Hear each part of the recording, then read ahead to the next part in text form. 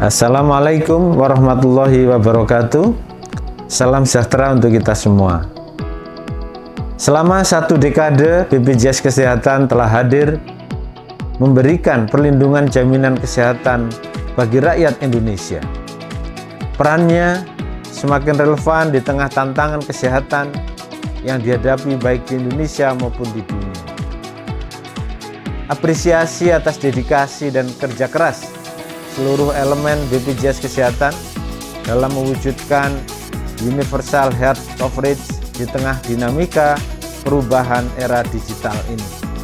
Saya percaya selalu ada kesempatan untuk membawa Indonesia menjadi bangsa yang sehat dan sejahtera.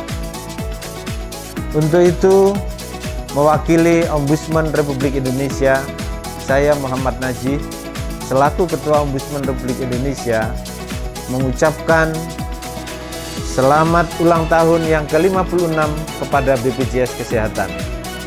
1 dekade program JKN BPJS Kesehatan kuat berkualitas untuk Indonesia semakin sehat.